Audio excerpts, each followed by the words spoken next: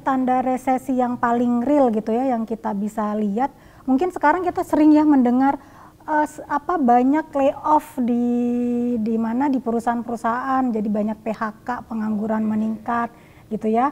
Itu mungkin salah satu dari sekian indikator, mungkin ini adalah salah satu bahwa perekonomian sedang melambat. Kalau dilihat pertumbuhan perekonomian global itu memang melemah, tetapi pertumbuhan Indonesia ini syukurnya masih positif gitu ya. Jangan jadikan itu sebagai suatu yang jumawa gitu. Enteng aja, yang penting gue punya pekerjaan gitu. Tetap untuk kaum milenial ini tetap mempunyai persiapan untuk menghadapi skenario terburuk tentang perekonomian gitu ya.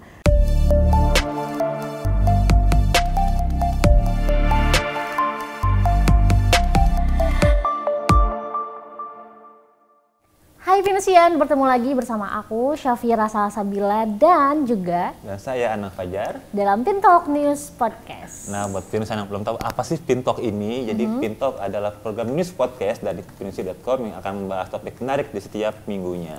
Dan gak lupa kita akan memberikan berbagai informasi yang up to date, aktual dan gak lupa untuk menghibur ya Kak Anang ya. Betul banget Vira. Dan di episode kali ini kita akan membahas salah satu topik yang cukup berat nih Kak Anang. Berat banget. Bukan cukup ya, emang berat. Berat banget. Nah, di topik ini tuh istilahnya lagi banyak banget dibicarakan oleh banyak orang karena cukup menakutkan katanya. Katanya menakutkan. Tapi yang seberapa menakutkan sih gitu loh. Nah, itu yang kita bahas di episode kali ini. Betul. Jadi resesi ini adalah menjadi kata yang banyak diperbincangkan dan ditakuti oleh banyak orang.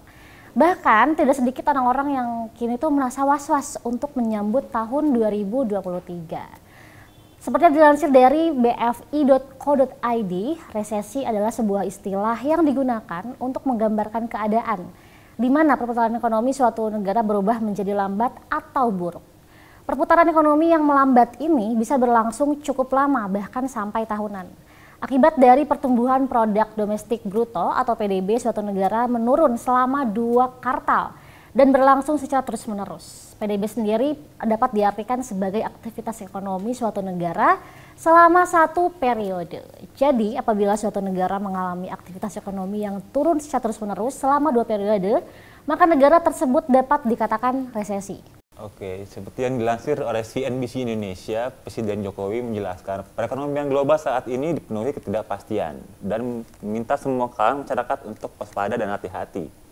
Dia mengingatkan apa yang terjadi di Cina dan Uni Eropa saat ini harus menjadi perhatian khusus.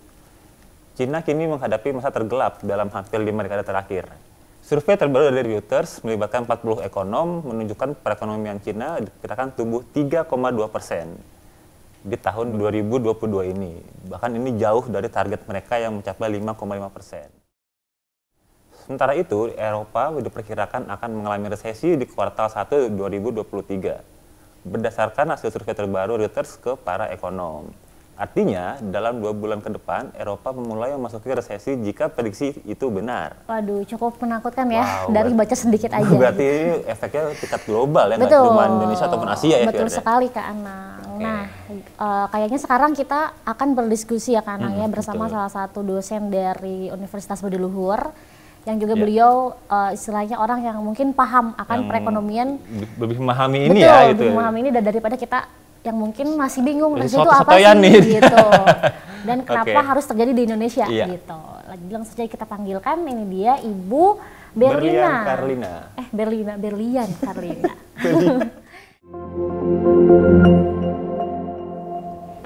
Ibu, gimana nih kabarnya sekarang? Baik ya? Alhamdulillah baik.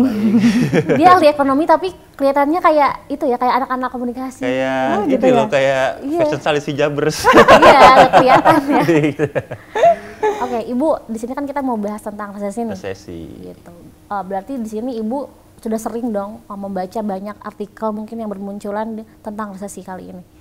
Sudah banyak ya? Ya, banyak ya media online, mulai dari ya podcast-podcast macam ini juga banyak yang membahas tentang resesi, kemudian berita-berita online juga mereka sering menampilkan tentang keadaan perekonomian sekarang, global juga, Indonesia juga, kemudian juga dari public figure, tokoh dari Kementerian Keuangan kita juga mewanti-wanti bahwa perekonomian mungkin tidak sedang baik-baik saja gitu. Betul. Ya. Itu mungkin salah satu dari sekian upaya gitu ya para public figure untuk kita tuh bersiap untuk kemungkinan yang terjadi dari skenario terburuknya. Kita harus mempersiapkan. Gitu. Oke, Ibu, kan mungkin banyak pendusian di rumah yang jarang baca berita, baca artikel, dan belum tahu sebenarnya resesi itu apa gitu. Dan kalau menurut Ibu sendiri, mungkin selaku orang yang mengerti tentang ekonomi, sebenarnya resesi itu apa sih, Ibu? Seperti yang tadi Mbak jelaskan, sebetulnya memang resesi itu suatu negara itu dikatakan mengalami resesi saat dia mempunyai pertumbuhan GDP atau PDB-nya itu selama 2 consecutive years-nya itu dia mengalami pertumbuhannya negatif. Jadi syaratnya itu baru bisa dikatakan suatu negara itu mengalami resesi gitu. Jadi harus negatif nih, kuartal 1, kuartal 2 misalkan dia negatif, maka kita katakan itu negara tersebut mengalami resesi. Maka bisa kita simpulkan atau dalam kalimat gampangnya, kalau nggak tercapai itu berarti belum terjadi resesi gitu. Tapi mungkin arah ke sana akan ada dengan terjadinya perlambatan ekonomi, tapi tidak bisa dikatakan itu resesi gitu. Nah, kalau tadi ada pernyataan beberapa negara sudah mengklaim gitu ya mengalami perlambatan ekonomi, ya benar. Kalau kita lihat US di kuartal pertama di Januari 2022 ini dan juga di Juli 2022, mereka tuh PDB-nya, GDP-nya tuh negatif 2 kali berturut-turut. Tetapi surprisingly gitu ya, di tahun kuartal ketiga di November kemarin, PDB atau GDP US tuh malah positif gitu. Tapi kita tidak bisa mengatakan oh ini baik-baik aja, resesinya nggak jadi gitu. Bukan demikian, perlambatan masih terus terjadi. Tetapi mungkin untuk resesi ini ada sedikit cahaya dikit gitu ya, di antara kegelapan yang kita takut, oh resesi 2023 ini akan suram atau bagaimana. Tetapi ada harapan lain gitu ya, mungkin bisa jadi tidak menakutkan itu, tetapi tetap kita harus mempersiapkan skenario terburuk. Harus waspada ya Ibu ya. Betul gitu. Sebenarnya itu apa sih faktor umum atau faktor utama sebuah negara bisa terjadi resesi? Faktor yang pertama ya tadi perlambatan ekonomi. Jadi perlambatan ekonomi itu kan terjadi karena bisa dilihat dari sisi pengangguran yang meningkat, kemudian bisnis sudah mulai banyak yang sudah tidak bisa berlanjut lagi, tidak survive. Kemudian karena tidak survive maka ya efek terakhirnya adalah ekonomi juga melambat gitu. Jadi itu kan bisa dilihat dari pertumbuhan PDB produk domestik bruto dari suatu negara dalam skala tertentu ya, per kuartal gitu. Jadi kita bisa lihat determinasinya bahwa dia mengalami perlambatan dari PDB-nya itu gitu. Oke, kalau contoh kasus realnya yang mudah dimengerti oleh orang awam, kalau oh ini berarti tanda resesi itu apa sih Bu yang paling realnya itu? Tanda resesi yang paling real gitu ya yang kita bisa lihat, mungkin sekarang kita sering ya mendengar banyak layoff di mana di perusahaan-perusahaan, jadi banyak PHK, pengangguran meningkat gitu ya. Itu mungkin salah satu dari sekian indikator, oh mungkin ini adalah salah satu bahwa perekonomian sedang melambat. Penganggurannya meningkat, sementara kan orang masih kebutuhannya kan sama, orang tetap butuh makan, sementara income-nya mereka terhambat karena adanya PHK. Itu merupakan satu indikasi pertumbuhannya melambat, tapi bukan berarti itu dikatakan resesi gitu. Jadi tetap tadi resesi 2 kali berturut-turut PDB-nya pertumbuhannya negatif gitu. Itu sih.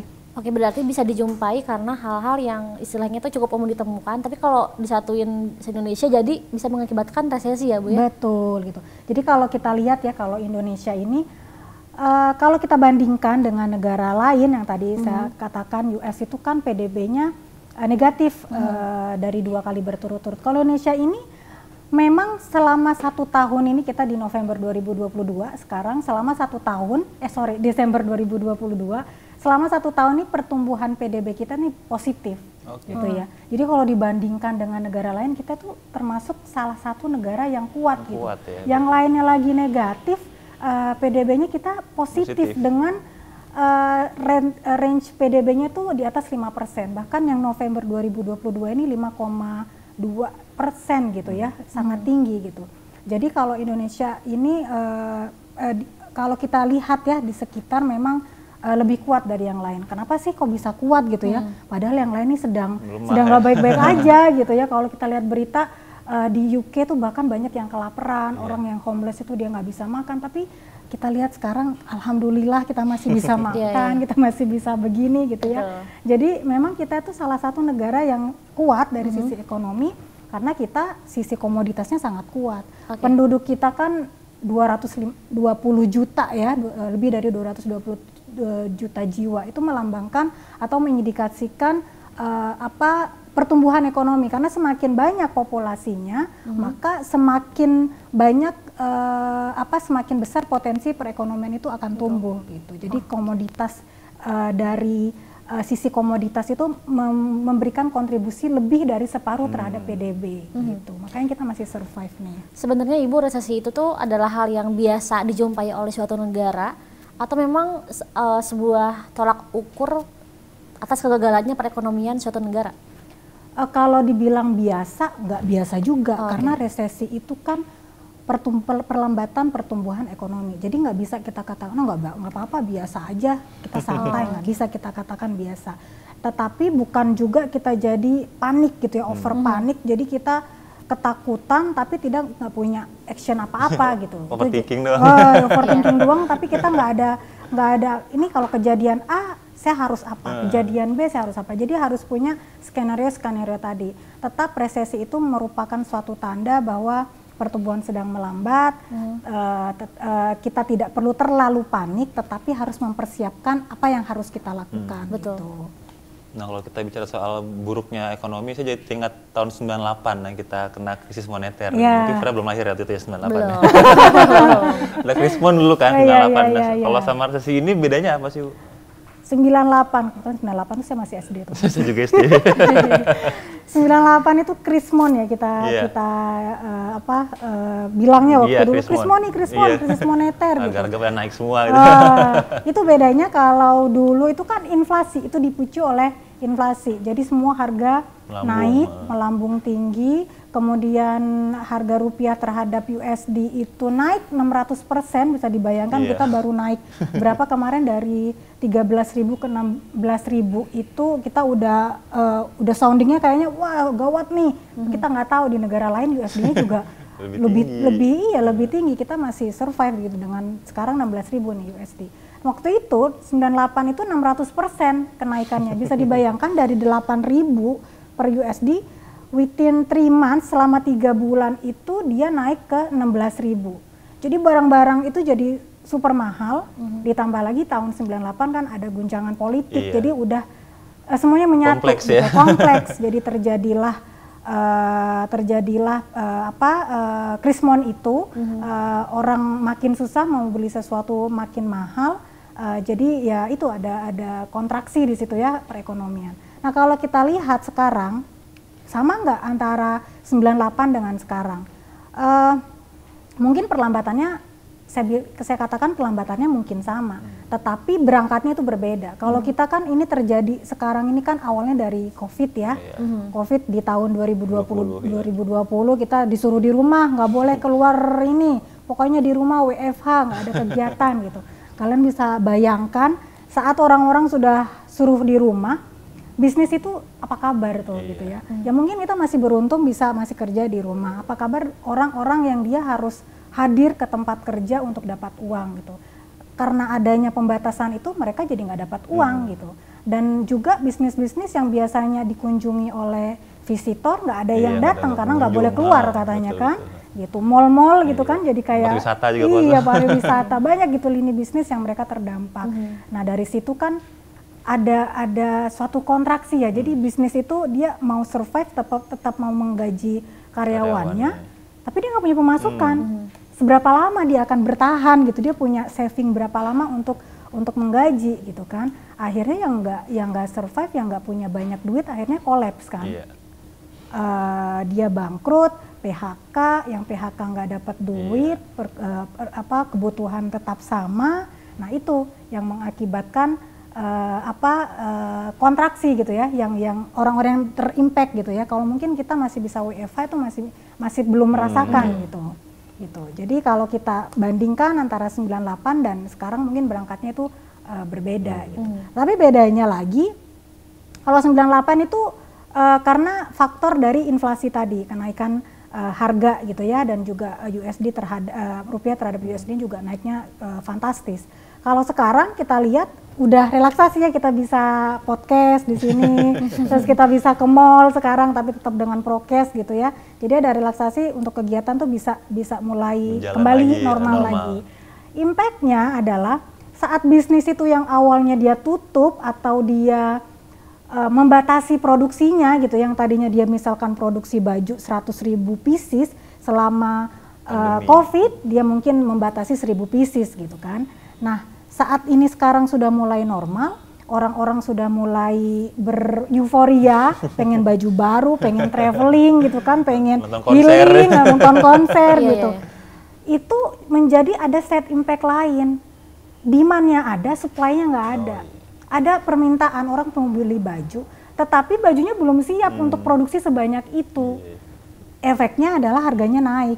Jadi kalau di ekonomi itu ada demand and supply gitu ya, itu udah yang paling basic. Kalau permintaannya lebih besar daripada supply-nya, harga pasti naik gitu, karena nggak balance ya, nggak balance, nggak bisa menjawab atas permintaan yang ada gitu. Jadi disitulah terjadi. Jadi kontraksinya agak lama gitu untuk kembali butuh waktu lagi ya buat benar-benar normal gitu. Betul gitu. Oke, Ibu kan untuk aku yang mungkin bisa dibilang anak bawang ya di dunia ini. Belum tahu kan resesi itu sebenarnya apa sih dampak buat seusia aku gitu kan, masih bingung. Jadi kita tuh ketika tahu ada kabar resesi, oh ya udah bodo amat, karena kita belum tahu dampaknya untuk kita istilahnya kaum milenial tuh apa gitu. Iya. Walaupun kaum milenial, kalian yang kaum milenial ya di sini sangat diuntungkan dengan sekarang itu kan segala informasi bisa kita dapatkan dengan mudah. Dengan kalian nonton podcast ini mungkin jadi dapat insight baru gitu. Sebetulnya banyak gitu ya yang bisa disiapkan, atau mungkin kalian yang terlalu cuek, resesi, yang penting gue punya kerja, gue masih safe gitu ya. Bisa belanja, kayaknya dalam waktu dekat kerjaan aman, gak bakal kena layoff gitu. Kayaknya oke lah, masih bisa traveling. Ya nggak apa-apa sih. Tapi kan kalau sampai kejadian itu kan jadi siap nggak? Pasti kan nggak siap karena kita nggak pernah mempersiapkan itu gitu. Jadi kalau kejadian ya nggak tahu, kebutuhannya tetap ada, kemudian income-nya nggak ada gitu kan, itu kan akan ada masalah kan di situ gitu. Jadi kalau saya lihat, kalau kaum milenial ya harusnya dengan banyaknya informasi yang kalian bisa akses gitu, yang kita bisa akses bareng, bisa mempersiapkan gitu, gimana untuk mempersiapkan perlambatan ekonomi ini, resesi di tahun 2023 yang sudah mulai terasa di negara-negara luar gitu, ya mulai mempersiapkan diri. Nah, misalkan contohnya gitu ya, nggak usah lah terlalu banyak flexing gitu ya. Kalau kita bahasanya flexing, menabung. Betul gitu. Jadi konsumsi yang terlalu berlebihan itu dikurangin, tapi ada alokasi ke tabungan gitu. Oke. Ibu, seandainya ini tuh beneran terjadi nih tahun depan amit ya.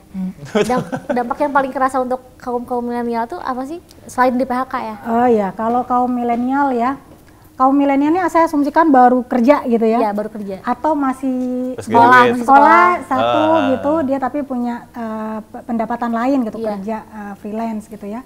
Jadi dampaknya mungkin bagi kaum milenial gitu, kalau dia tidak mempersiapkan ya dia bakal keteteran gitu, karena yang biasanya dia dapat sesuatu pendapatan dari pekerjaannya, kalau resesi ini terjadi gitu ya, kejadian ya kan pasti akan ada beberapa perusahaan yang dia lay off gitu kan, perusahaan dia PHK tempat kerjanya, kemudian dia kena imbasnya gitu. Nah, kalau dia sampai tidak mempersiapkan ya bisa jadi ya bisa utang sana sini, pinjol segala macam gitu kan. Lagi musim ya pinjol ya. Maka dari itu segala kita tuh harus mempersiapkan skenario terburuk. Kalau kita sudah siap dengan skenario terburuk, skenario terbaik pasti kita udah nggak usah merem, udah pasti lewat gitu, kita bisa lalui gitu. Jadi skenario terburuknya tuh kita siapin. Kalau saya kasih tips nih ya, tips buat milenial gitu menghadapi perlambatan ekonomi di 2023 yang tadi saya katakan saving, yang kedua siapkan siapkan dana darurat. Dana darurat itu sebenarnya ada yang katakan financial advisor tuh bilangnya 3 bulan gitu ya, 3 bulan kali kebutuhan dalam 1 bulan. Misalnya 1 bulan kita perlu untuk belanja dan bayar kos dan segala macam tuh 8 juta. Kita kalikan 3, berarti 24 juta. Nah, dalam resesi itu yang kita butuhkan adalah 6 bulan, jadi 8 kali 6. Nah, itu kita harus tabung sampai terkumpul. Nah, tabungan ini kita harus ditaruh di tempat yang very liquid, jangan yang susah untuk mencairkannya. Jangan dibuat beli motor deh, nanti kalau resenya kejadian jual motornya. Buat invest gitu ya, invest ke barang gitu ya. Nanti kan belum tentu kejual motornya, itu Iya, kan aset yang kita butuh sekarang, belum tentu duitnya bisa ada sekarang. Gitu. Jadi disimpannya di tempat atau platform yang memang kita bisa cairkan kapan aja. Contohnya bisa di reksadana pasar uang, atau bisa di deposito gitu ya, atau di tabungan biasa gitu. Jadi intinya yang liquid harus disiapkan, yang dana darurat gitu. Ini di bulan Desember ini tanda-tanda resesi ke 2023 udah ada belum sih, atau semakin nampak atau ya masih sama-sama aja gitu? Khususnya di Indonesia ya. Iya. Kalau saya lihat ya, khususnya di Indonesia yang saya katakan tadi, pertumbuhan PDB kita November kemarin tuh 5,2 kali 5,4 saya lupa. Jadi selama 1 tahun ini kita pertumbuhannya bahkan positif di atas 5%. Ya? Itu sangat baik gitu ya, berita baik buat kita gitu. Jadi kalau ditanya ini kalau Indonesia ini kira-kira resesi nggak? Resesi kalau kita lihat tadi 2 kali berturut-turut dia harus PDB-nya harus negatif. Dengan adanya kuartal ketiga positif, nampaknya insya Allah gitu ya, ada suatu yang baik gitu ya, khususnya di Indonesia gitu ya. Di Indonesia ini nampaknya tidak terlalu terkena banyak gitu imbasnya dari perlambatan ekonomi ini. Tapi tetap itu tadi, apapun harus dipersiapkan, karena tetap aja kalau di Indonesia ini terjadi, di Indonesia ini aman, tetapi di negara luar UK, US dia ada ternyata akan ada perlambatan dan negatif besar, gitu ya. Ekonomi itu kan efek domino gitu. Itu akan lambat atau cepat atau lambat dia akan berimpact ke negara kita. Jadi tetap harus dipersiapkan. Walaupun sekarang sih kayaknya kita masih aman ya, kalau dilihat dari IHSG juga ya masih positif, masih oke gitu ya, kayaknya masih aman, tetapi tetap tadi harus prepare gitu. Ibu, sebenarnya apa yang harus dilakukan oleh sebuah negara agar terhindar dari resesi? Yang dilakukan oleh negara. Saya berangkatnya mungkin dari ini ya, dari inflasi tadi. Tadi kan kita cerita efek COVID itu sekarang kita ada di tahap harga naik nih, inflasi. Inflasi itu kan tadi akibat dari adanya permintaan yang banyak, orang mau spend banyak gitu ya, tapi supply-nya nggak ada, bukan nggak ada, tidak imbang, nggak sesuai, jadi harganya tuh naik gitu. Nah, beberapa kebijakan yang dilakukan oleh negara itu juga berlaku di Indonesia. Pertama itu US, dia menaikkan suku bunga ya. Itu merupakan salah satu usaha upaya untuk mengembalikan perekonomian normal gitu ya. Tapi kembali lagi, kok udah dinaikin suku bunganya kok tetap aja ya kayaknya masih mahal harga-harganya, kok belum kelihatan hasilnya atau apalah gitu ya, mungkin kita merasa seperti itu. Sama lah kayak kalau kita analogikan, kita misalkan sakit batuk gitu ya, kita minum obat batuk kan nggak bisa langsung selama 5 menit batuknya hilang gitu ya. Itu kan butuh proses paling nggak 3 hari, 5 hari ya, tergantung kondisi badan masing-masing ya. Sama halnya dengan sekarang gitu. Semua negara tuh sedang berupaya, mereka dengan kebijakan masing-masing, salah satunya menaikkan suku bunga, yang paling besar itu UK dan US, kita juga naikin kemarin, tapi memang tidak terlalu besar, itu salah satu upaya gitu ya, untuk menurunkan tingkat laju inflasi tadi. Yang laju inflasi itu kan kalau terlalu besar, nanti akan mempunyai impact terhadap PDB gitu, jadi itu salah satu upaya dari suatu negara untuk menormalkan perekonomian gitu, tapi tetap aja it takes time gitu, nggak langsung kelihatan hasilnya. Oke, berarti memang untuk sebuah negara itu bisa terhindar dari resesi itu membutuhkan waktu yang cukup lama juga ya Ibu? Itu dia. Jadi kalau kita analogikan tadi obat batuk, ya tergantung dari kondisi badan masing-masing. Sama halnya di apa negara gitu ya. Kalau kita lihat seberapa lama sih butuh waktunya gitu. Kalau kita lihat Indonesia kan kita pasar komoditasnya sangat tinggi. Kita itu populasinya sangat tinggi sehingga ketergantungan kita terhadap luar negeri itu tidak sebesar mungkin negara-negara yang lain gitu. Jadi itu menjadi poin positif gitu. Kalau satu negara itu sangat bergantung dengan negara lainnya, itu ya bisa lama, recovernya bisa jadi sangat lama gitu. Oke, saat case-nya adalah misalnya resesi terjadi. Kan ada yang mengatakan katanya bisnis properti ini yang paling menjanjikan nih di era seperti itu, katanya kan karena harga properti kan mungkin nggak akan turun gitu ya. Bener nggak sih Bu? Harga properti nggak akan turun, nggak benar. 2008 kolaps dari pasar properti gitu. Tapi kalau dilihat impact-nya ke properti gitu ya. Kalau kita lihat kenapa sih properti ini digaung-gaungkan jadi penyelamat nih kayaknya nih. Antara jadi penyelamat atau jadi iya jadi bumerang gitu. Jadi yang punya properti ini terancam gitu, bisa jadi gitu ya. Jadi kenapa properti ini digaung-gaungkan dengan perekonomian gitu. Jadi properti itu kan aset terbesar dari individu ya. Kalau kita punya aset pasti yang paling besar, paling gede gitu ya, value-nya nilainya tuh pasti rumah gitu kan. Kita kan nyicil rumah kan, kalau kita mungkin anak konglomerat mungkin biasa nyicil ya. Betul. Tapi kan kita manusia biasa ya, penduduk kalangan yang biasa gitu, kita beli rumah kan cicilan yang biasanya tuh relatif ya, biasanya yang diambil 15 tahun kan, 15 sampai 20 tahun gitu. Jadi kalau terjadi kontraksi perekonomian kayak tadi dibilang itu ada perlambatan, kemudian ada upaya untuk mengembalikan keadaan perekonomian seperti semula, itu kan ada upaya pemerintah yang sekarang dilakukan adalah menaikkan suku bunga gitu. Nah kalau dinaikkan suku bunganya gimana dengan yang punya cicilan? Kan juga naik cicilannya. Kalau cicilannya aja udah naik, gimana dia mau makan? Kalau buat gajinya tuh udah habis buat cicilan. Aduh, gitu. iya. Ya itu yang mungkin serem gitu ya. Jadi yang jadi stigma kenapa properti gitu ya, karena properti itu jadi aset yang paling besar. Untuk mendapatkan itu orang itu kebanyakan kita mencicil gitu. Cicilan itu sangat identik dengan atau sangat erat dengan suku bunga. Jadi kalau suku bunganya naik, cicilannya juga ikut naik. Sementara cicilan naik, gajinya naik nggak? Enggak kan? Ya kan nggak, suku bunga naik terus gaji naik, wah nggak ada masalah berarti. Harusnya kalau seperti itu berarti kan sama-sama naik nih kan? Ini enggak. Itu harapan kita ya. harapan kita individu ya pasti gitu. Tapi kan pengusaha bisnis kan nggak bisa segampang langsung, itu bener. gitu. Kalau dia naik, bayar karyawannya naik, yang beli siapa?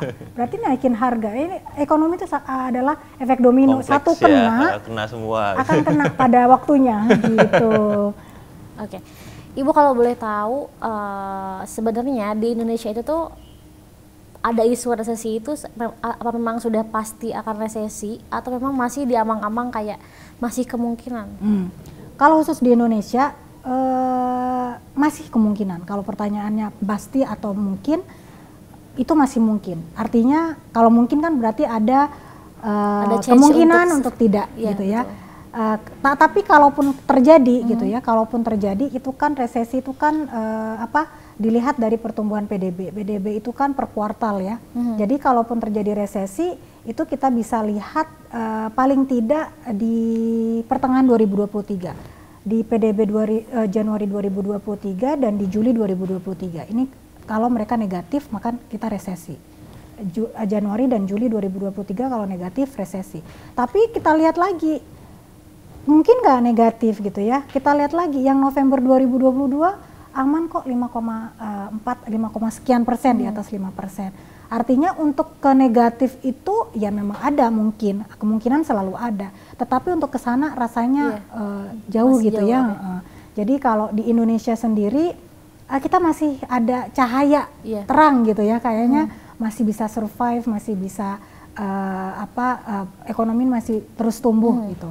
Tapi tetap itu karena perlambatan ekonomi di negara lain itu juga sedang terjadi gitu ya, kita nggak boleh jumawa. Oh enggak resesi, gue mau ngabisin akhir tahun ini mau keliling Eropa gitu. Ya sah-sah aja asal tadi 6 kali dana daruratnya 6 kali kebutuhan dalam satu bulan. Kalau itu udah cukup, silakan keliling dunia. Oke, Ibu kan di Indonesia itu katanya suatu negara itu diprediksi kalau dia akan resesi itu ketika udah 2 kali positif. Negatif. Oh, negatif. Nah, Indonesia sendiri pernah nggak sih Ibu PDB-nya itu negatif? Nah, kita ini selama COVID ya, selama COVID kita belum pernah negatif. Negatif dalam satu kuartal, kemudian kuartal berikutnya positif. Jadi memang kalau kita lihat, kita tuh perekonomiannya sangat kuat ya, sustain ya, sangat kuat gitu, luar biasa ininya gitu. Karena dilihat lagi kenapa Indonesia tuh kuat, karena kita tuh komoditasnya kuat. Kalau dilihat kenapa komoditas itu penting, karena komoditas itu kontribusinya lebih dari 50% ke PDB gitu. Jadi karena komoditas itu salah satunya karena kita penduduknya banyak. Kenapa semakin banyak penduduk itu semakin impact-nya bagus sih ke perekonomian? Karena ekonomi itu kan terjadi karena ada perputaran uang. Kalau uang itu tidak berputar, ekonomi itu nggak berputar. Kalau orangnya banyak, manusianya banyak, artinya perputaran ekonomi itu semakin kencang, berjalan dengan cukup bagus gitu. Jadi itu yang menyebabkan kita sangat kuat kalau dibandingkan dengan yang lain. Gitu. Oke, ini kan dari Bank Indonesia kan sudah memprediksi kalau pertumbuhan ekonomi di tahun depan ini kan akan meningkat dari konsumsi swasta, investasi atau ekspor. Sebenarnya dari 3 hal itu cukup nggak sih jadi senjata nih buat ngelawan resesi kalau benar-benar terjadi gitu? Kalau dikatakan cukup atau enggaknya untuk hanya menahan resesi, saya rasa sih cukup ya dari sisi itu, karena kita juga dibarengi lagi komoditas kita yang kuat gitu ya, kemudian ketergantungan kita dengan negara luar, kita banyak ekspornya juga, kita juga sangat value-nya juga sangat besar gitu dibanding impornya, yang artinya ketergantungan keluar itu juga tidak terlalu banyak gitu. Artinya dengan itu aja harapannya cukup gitu. Oke Ibu, kan tadi sudah mungkin Ibu bahas sendiri bahwa US ini sudah positif ya Ibu ya. Nah, apabila contohnya di Eropa dan di Cina mereka positif resesi atau benar resesi, apakah ada dampak tersendiri untuk negara yang mungkin berdampingan atau negara yang mungkin sering kayak bertukar bisnis dengan negara tersebut? Nah, kalau dilihat ya tadi US itu dia kuartal ketiga positif PDB-nya. Artinya yang kuartal pertama 2022, kuartal kedua 2022 negatif, kemudian kuartal ketiga dia positif. Artinya kan kemungkinan resesinya mulai berkurang US ya, karena kemarin per November itu yang mengejutkan juga bagi kita. Oh ternyata US positif nih PDB-nya, kita nggak jadi resesi, bukan demikian. Kita tetap waspada gitu ya, karena kalau dilihat kenapa waspada, karena kalau kita lihat pasar sahamnya gitu ya, capital market di US itu mengalami penurunan negatif pertumbuhannya. Jadi kenapa kita ngelihat pasar sahamnya juga? Karena dari pasar saham itu sebenarnya bisa memforecast atau memberi gambaran tentang perekonomian ke depannya. Kalau di US itu S&P, kalau di sini IHSG ya, Indeks Harga Saham Gabungan. Kalau di sana tuh namanya S&P 500, itu mereka negatif selama 1 tahun ini. Jadi dari Januari sampai sekarang Desember itu pergerakannya negatif di 10%.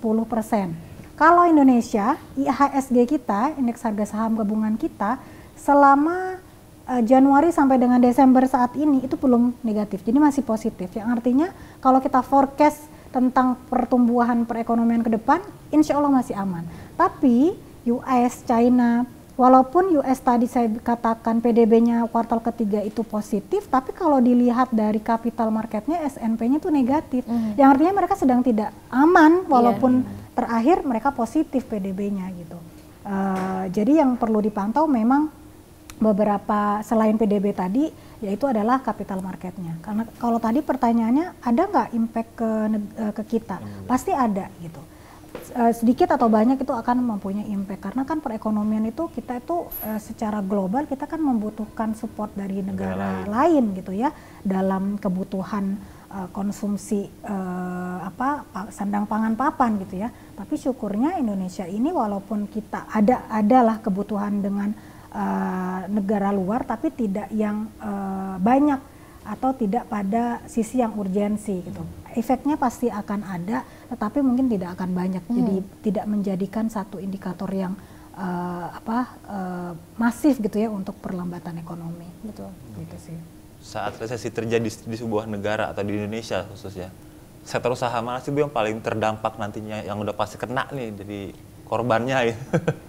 Kalau dilihat ya resesi terjadi, sektor yang paling terdampak ya kita tuh biasanya kalau di saham ya kita selalu melihat pada pertumbuhan industri perbankan karena itu menjadi satu indikasi dari pertumbuhan ekonomi negara secara keseluruhan. Kalau kita lihat, saya flashback lagi untuk melihat yang terjadi dulu pas 2020 terjadi, udah nggak boleh di rumah, namanya apa dulu? PSBB ya? PPKM dan jilid-jilid. Itu kan pasar saham kita tuh kan bergejolak tuh, turun. Nah, kita bisa lihat sektor perbankan itu turunnya juga sangat masif gitu ya, tetapi recovery-nya juga cepat gitu. Jadi kalau dilihat ya mungkin itu kita akan belajar dari apa yang terjadi di awal COVID, itu mungkin bisa jadi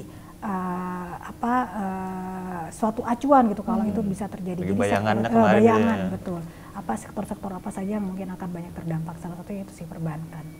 Oke.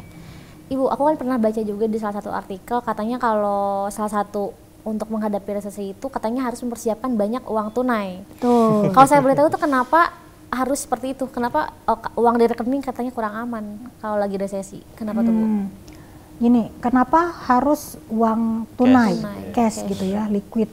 Kalau kita mungkin mengatakannya liquid ya. Ya kita kalau kita butuh makan hari ini kan kita nggak bisa jual HP kita terus kita ke warteg, ini aku bayarnya pakai HP gitu. Makannya kan cuma 10.000 atau 20.000, masa bayarnya pakai HP? Ya seneng yang warteg gitu. Artinya kita nggak bisa tukar apa yang kita punya sekarang itu dalam pembayaran uang gitu kan. Kita kan beli sesuatu kan pakainya uang ya, bargainnya kan uang, bukan dalam barang gitu. Bukan barter ya? Bukan barter barang gitu. Jadi kenapa butuh cash ya itu salah satunya. Yang kedua, kenapa nggak disimpan di dalam tabungan? Mungkin tabungan masih aman ya. Mungkin konteksnya di situ yang tidak dikatakan aman itu aset-aset yang seperti emas, kemudian kendaraan, kemudian real estate juga mungkin gitu. Jadi artinya kalau kita butuh dana sekarang, katakanlah kita misalkan masuk rumah sakit gitu ya, mudah-mudahan tidak terjadi. Kemudian asuransi tidak mengcover, kita butuh bayar. Karena kita nggak bisa ngasih emas ke rumah sakit. Bayar pakai motor gitu. Biar pakai motor.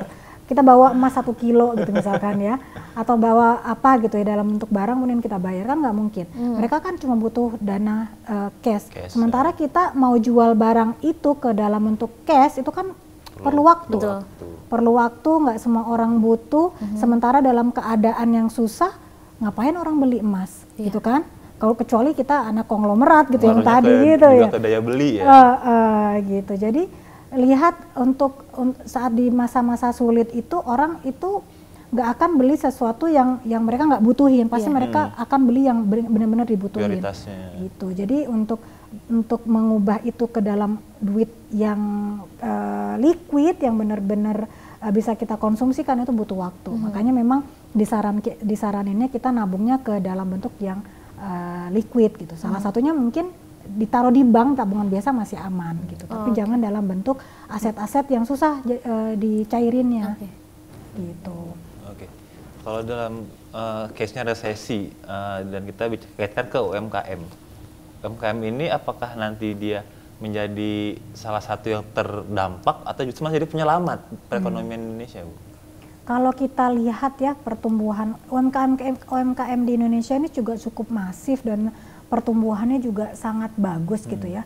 Kalau dilihat apakah ada dampak karena adanya resesi gitu ya. Mungkin yang terdampak UMKM yang dia di pasar itu sudah lama dan dia fokus pasarnya adalah di luar. Jadi dia ekspor bukan di dalam. Banyak kan UMKM dia yang kayak furniture itu banyak yang memang pasar-pasar mereka tuh pasar luar. Bahkan pasar dalam aja bahkan nggak tahu, nggak kenal gitu. Nah itu mungkin yang akan jadi masalah gitu. Jadi impact dia akan mempunyai imbas yang cukup besar gitu. Kemarin saya baca berita itu salah satunya tuh tekstil. Jadi ada UMKM kita yang dia fokusnya di luar, kemudian karena di luar juga dia ada perlambatan, mengurangi permintaan tekstilnya, ya mau nggak mau kan kalau sudah bisnisnya pendapatannya berkurang, pada waktunya mereka akan lay off gitu. Tapi untuk UMKM yang memang main marketnya atau pasar utamanya adalah pasar domestik, itu akan tumbuh malah gitu. Karena kita kembali lagi karena kita masih kuat secara satu kesatuan negara ya, tapi tidak ada impact dari negara lain kan masih kuat. Kalau dia fokusnya di main lokal gitu ya, itu malah akan tumbuh gitu. Tapi kalau fokusnya keluar ekspor, itu mungkin akan kena impactnya. Gitu. Oke, itu dia ya Ibu Irom. Berasa kuliah lagi gak sih? Berasa kedengerin dosen di kelas. Iya. Oke Ibu, tadi kan kita udah membahas sedikit, menyingkap sedikit tentang apa itu resesi, dampaknya seperti apa, lalu pencegahannya. Survive-nya gimana. Betul, seperti apa. Nah sekarang kita mungkin akan membahas sedikit berita, refreshing mata lah ya, ya terkait resesi. Ini ada berita dari Tribun News, mungkin Ibu boleh dibacakan beritanya. Hadapi tantangan resesi, Sandiaga Uno, desa wisata jadi solusi kebangkitan ekonomi Indonesia. Nah, itu salah satu upaya ya dari menteri kita ini untuk memotivasi para penduduk pedesaan yang mempunyai, kita banyak loh di kampung-kampung itu yang sebenarnya eksotis bisa gitu ya. Bisa untuk diekspor lagi. Iya, tapi memang kurang ada pendampingan, kemudian kurang adanya pengelolaan. Promosi juga kurang. Promosi ya. Nah ini menjadi salah satu upaya dari kementerian gitu ya untuk membangkitkan itu dari sektor wisatanya gitu. Jadi kalau dari sisi itu kan kalau kita bicara wisata itu kan salah satu anugerah dari alam kita ya. Kita kan sangat unik. Jadi banyak spot-spot itu yang sangat menarik tetapi memang belum terjamah gitu. Ini salah satu upaya untuk bisa menaikkan perekonomian gitu. Kenapa dari desa wisata itu bisa meningkatkan perekonomian gitu ya? Wisata itu kan menyumbangkan devisa gitu ya ke negara. Kemudian kalau dia ada perputaran duit di situ, di sekitar desa itu dia kebagian gitu ya. Kebagian akan ada hotel dadakan atau guest house ya, kalau belum ada hotel yang segemerlap kayak di kota, mungkin rumah penduduk dijadikan guest house, kemudian restoran bisa diberdayakan, kemudian orang-orang, iya betul, orang-orang lokal yang masih muda bisa jadi tour guide, bisa jadi sopir, banyak gitu kesempatan untuk menaikkan perekonomian di kampung itu, di desa itu gitu. Jadi itu merupakan salah satu upaya untuk meningkatkan perekonomian kita secara masif tapi dalam lingkup desa gitu. Gitu sih yang saya lihat dari menteri kita ini. Oke. Ibu, untuk berita yang kedua masih ada lagi nih. Tadi kan resesi ekonomi ya. Ekonomi kan, kalau ini resesi cuma beda. Travel katanya resesi seks Thailand, lansia makin banyak yang muda ogah punya anak. Sebenarnya kalau dikatakan resesi seks dan resesi ekonomi itu hampir sama atau berbeda sih, Bu? Kalau dilihat hampir sama atau beda kali ya. Tapi mungkin saya masuknya dari kenapa sih terjadi resesi seks di Thailand gitu ya? Apa yang bikin orang tuh takut punya anak? Itu kan berarti ada ketakutan mereka itu nggak punya keinginan untuk punya anak, gitu kan? Kalau saya baca ya, kalau saya juga udah baca beritanya. Jadi ada ketakutan kaum milenial gitu ya untuk punya keluarga, punya anak, sehingga mereka lebih menikmati masa kesendiriannya dengan caranya masing-masing. Kenapa aku harus punya anak, gini aja aku udah senang gitu. Jadi itu mungkin masuknya mungkin awalnya dari ekonomi ya. Mungkin mereka lihat apa-apa mahal, ngebesarin anak butuh duit, itu kan kita rasakan ya. Saya juga emak-emak sekolah mahal, ini segala mahal, tapi kan kita masih belum ke sana, belum terjadi gitu ya, resesi seks itu. Tapi di sana itu sudah mulai ramai, ada banyak yang menganutnya gitu. banyak menganut, mereka sudah tidak ada keinginan untuk memiliki keturunan gitu ya, karena mungkin berangkatnya dari sisi ekonomi tadi. Tapi juga mungkin ada berangkatnya mungkin dari sisi sosial lain gitu ya, misalkan tekanan pekerjaan yang itu bukan lingkup saya, tekanan pekerjaan sehingga tidak ada waktu untuk ke sana dan sebagainya. Tapi kalau berangkat dari pre kenapa terjadinya resesi seks itu mungkin yang pertama, karena ada ketakutan perekonomian, oh anak tuh butuh banyak uang gitu. Kemudian kita bicara dampaknya, kalau udah kejadian nih, itu kan udah kejadian di Thailand, dia udah kejadian resesi seks, artinya tingkat pertumbuhan kelahirannya lebih kecil daripada orang yang meninggal, banyak orang yang meninggal daripada yang lahir gitu. Itu apa impactnya? Impactnya ke perekonomian tadi saya jelaskan, pertambahan penduduk itu atau jumlah penduduk itu merupakan salah satu indikator pertumbuhan ekonomi negara. Kalau penduduknya makin berkurang, itu bisa jadi satu indikator bahwa ekonomi akan melambat gitu, karena manusianya berkurang, orang yang kerja berkurang, kemudian perputaran duitnya juga berkurang karena keterbatasan sumber daya manusianya nggak ada gitu. Jadi sebelum terjadi resesi seks itu diawali dengan ketakutan ekonomi, dampaknya juga ke ekonomi nantinya juga akan berat gitu untuk negara tersebut gitu. Oke, akhirnya Bu, kayak harapannya Bu sebagai seorang ibu-ibu, sebagai seorang dosen gitu kan, untuk perekonomian Indonesia ke depannya seperti apa Bu? Mungkin saya berangkat harapan ya, karena kita berangkat di sini ada banyak masnya mungkin di sini juga yang nonton kaum milenial gitu. Kita berangkat dari diri sendiri dulu mungkin ya. Kalau dilihat pertumbuhan perekonomian global itu memang melemah, tetapi pertumbuhan Indonesia ini syukurnya masih positif gitu ya. Jangan jadikan itu sebagai suatu yang jumawa gitu. Oh enggak, enteng aja, yang penting gue punya pekerjaan gitu. Tetap untuk kaum milenial ini tetap mempunyai persiapan untuk menghadapi skenario terburuk tentang perekonomian gitu ya. Kemudian juga sering baca-baca berita ekonomi atau keuangan secara global gitu ya. Tapi kita tuh sekarang tuh perekonomian itu perkembangan informasi itu kan sangat masif ya. Segala berita bisa kita akses dengan mudah. Tetapi ada masalah lain. Kita harus bisa pastikan berita yang kita baca itu valid. Validitinya itu penting, karena banyak juga yang ternyata hoax atau hanya dia menakut-nakuti gitu ya, sumbernya tuh nggak jelas. Kalian harus bisa memfilter berita-berita yang memang valid gitu, yang memang benar-benar orang yang bicara itu memang di bidangnya kompeten. Kemudian kalau dari kanal-kanal berita dilihat juga kanal beritanya, karena banyak juga kanal berita yang tidak bisa dipertanggungjawabkan gitu ya. Jadi harus kembali lagi kita bisa memfilter informasinya, kemudian dari informasi yang kita dapat kita bisa prepare gitu. Itu yang mungkin kita berangkat dari kaum milenial. Jadi persiapkan, kemudian cari tahu informasi dari sumber yang akurat. Kemudian harapan yang lain ya itu kita bisa bijaksana lah mengeluarkan dana kita. Walaupun tadi saya katakan bahwa spend mengeluarkan uang untuk jajan tuh bagus gitu ya, karena itu merupakan indikasi bahwa perputaran ekonomi itu terjadi. Tetapi secara bijaksana harus bisa memilah mana yang butuh, mana yang pengen. Kebutuhan dan keinginan itu berbeda. Keinginan tidak terbatas, kebutuhan terbatas. Jadi harus bisa memilah sehingga kita nggak jadi terlalu skeptis kalau ternyata kejadian nih resesi gitu. Kita udah punya persiapannya karena kita sudah membaca, oh ini akan terjadi gitu. Dan juga mungkin bagi milenial juga yang saya yakin punya banyak side job, punya usaha gitu ya, terutama yang punya usaha gitu ya.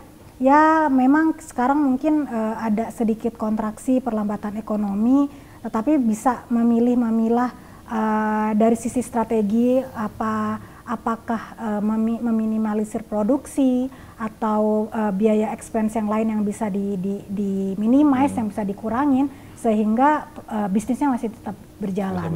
Gitu sih harapan. Mudah-mudahan apa yang menjadi harapan Ibu mungkin di sini, harapan kita berdua juga di sini Kak Betul Ane, banget. Dan juga harapan semua orang penusian di rumah terwujudkan, di mana Indonesia perekonomiannya kembali atau terus lebih baik berjalan lagi, dan positif ya. terus ya.